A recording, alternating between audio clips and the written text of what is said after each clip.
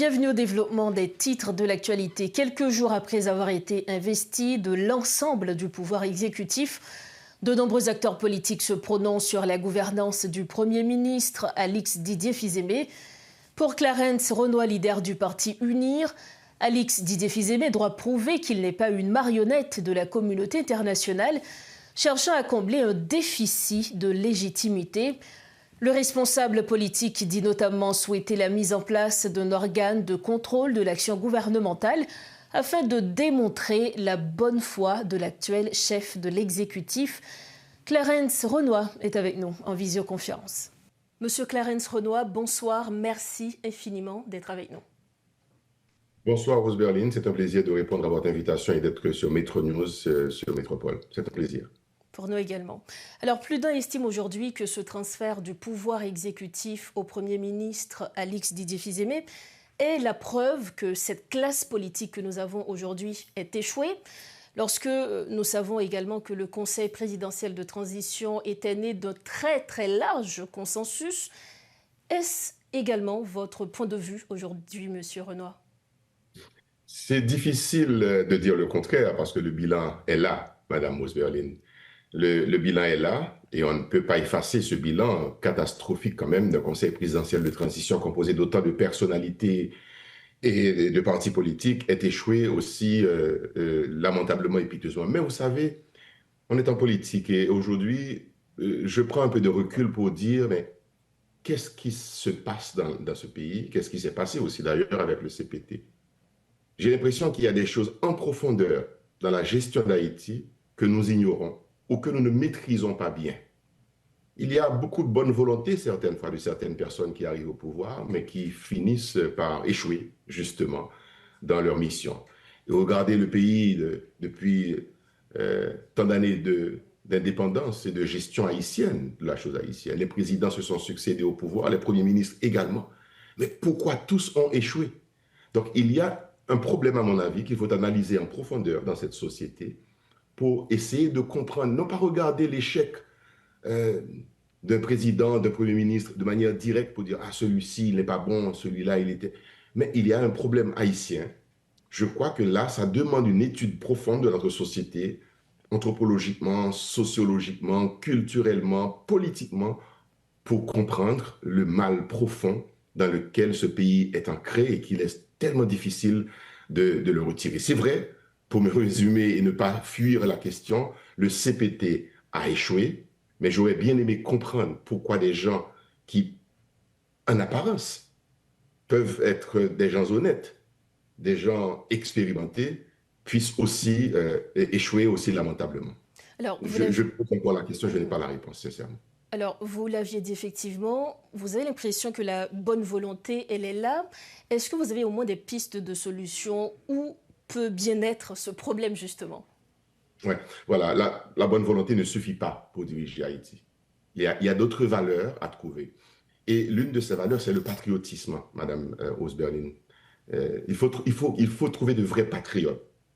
Des gens qui soient capables de diriger, non pas en pensant à eux-mêmes, à leur avenir personnel et à leur famille politique, mais en pensant au pays. Quel est le sacrifice réel que je peux faire qui puisse aider mon pays à grandir, à sortir de ce sous-développement, de cette instabilité chronique, de ces crises économiques, de sécurité et autres. Donc moi, je suis en train d'étudier ça. Ça a été le discours des membres du CPT, justement, c'est ça le problème.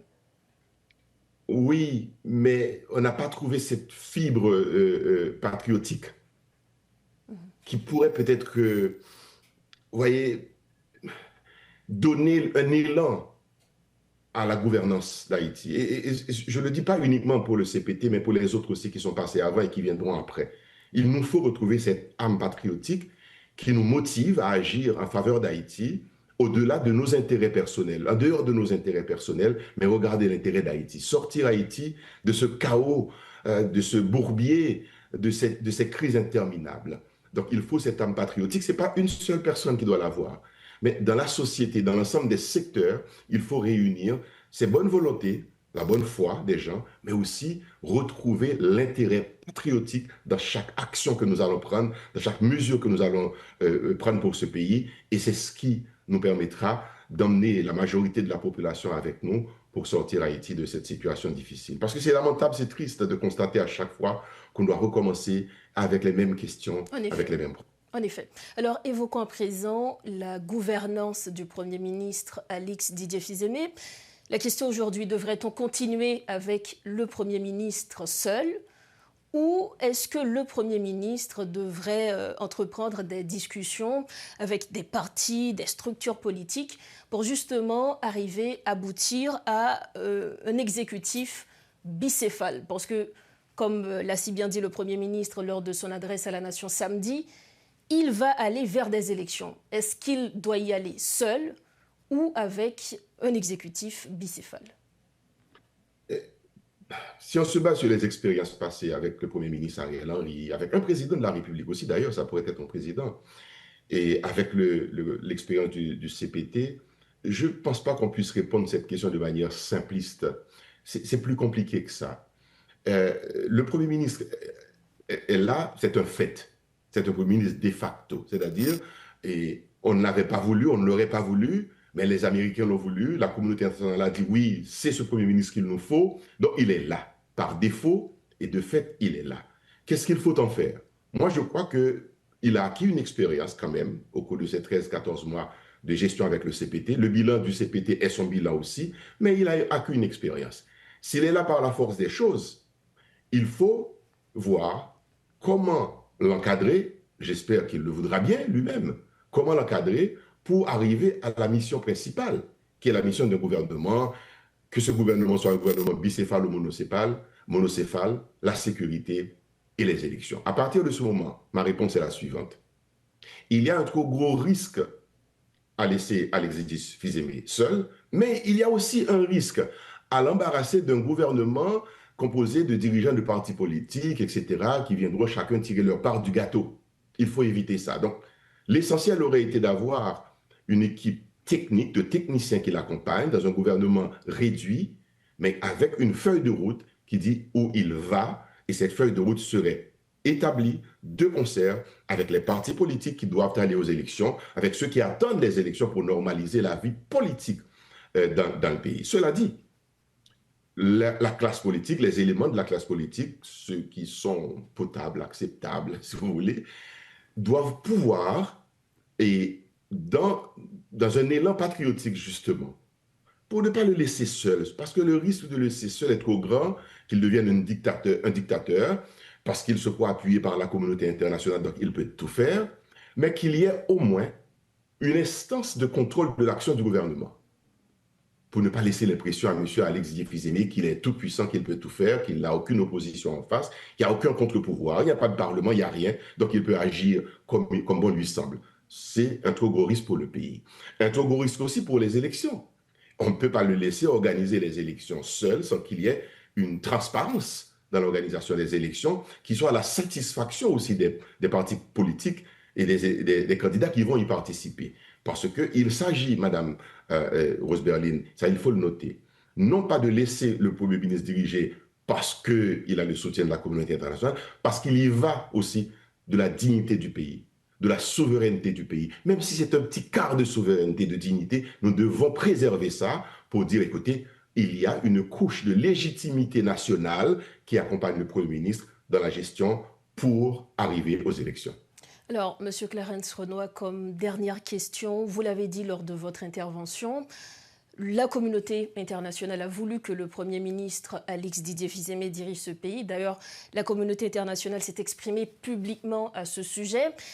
Est-ce qu'après la réussite ou l'échec du Premier ministre Fils-Aimé, est-ce qu'elle sera attribuée à la communauté internationale ou à la classe politique? Ce n'est pas à la classe politique ni à la communauté internationale, mais à Haïti. Si Alix Didier Fils-Aimé réussit comme Premier ministre, seul ou accompagné, seul ou avec de préférence, il est préférable qu'il ait un accord haïtien qui l'accompagne. Ça sera à l'avantage d'Haïti. Mais s'il échoue aussi, c'est contre Haïti. Ce n'est pas la communauté internationale. Et pourquoi le laisser décider justement dans ce cas? Pourquoi la laisser Pardon? décider justement dans ce cas, si vous en êtes conscient? Eh bien, écoutez, la communauté internationale est puissante, est influente en Haïti, on le sait. Et il n'y a personne qui peut... Moi, je regarde une audition aujourd'hui au Sénat américain de l'ambassadeur des États-Unis. Je me dis, mais c'est là que se prennent les décisions sur le dos d'Haïti. Je n'ai pas vu d'Haïtiens. J'ai vu des Américains parler d'Haïti, de l'aide humanitaire, du couloir humanitaire à créer, des forces qui vont venir avec des explications, etc. Mais où est Haïti dans tout ça? Je ne vois pas d'Haïtiens qui défendent l'intérêt d'Haïti. Maintenant, je me dis qu'en toute bonne foi, on constate que les étrangers décident, la communauté internationale prenne des décisions sur Haïti, mais il faut un accompagnement des Haïtiens là-dedans. Et je crois que il faut exiger à la communauté internationale de traiter notre pays avec beaucoup plus de dignité, notre peuple avec beaucoup plus de dignité.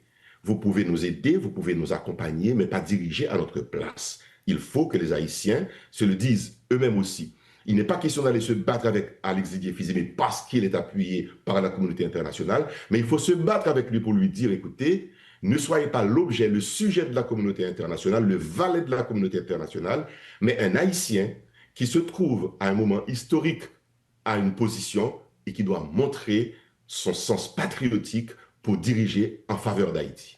Monsieur Clarence Renoy, merci infiniment. C'était un plaisir, Madame Osberlin. Merci encore. Voilà donc l'analyse du leader du parti UNIR, Clarence Renoy. Il était l'invité de Métro News ce soir.